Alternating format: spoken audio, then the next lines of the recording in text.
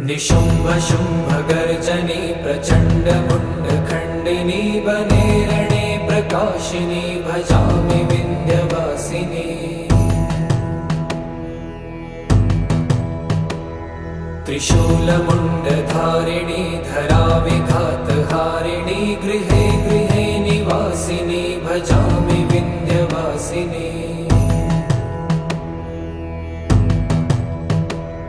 दरिद्र दुःखहारिणी सदा विभूतिकारिणी वियोगशोकहारिणी भजामि विन्ध्यवासिनी।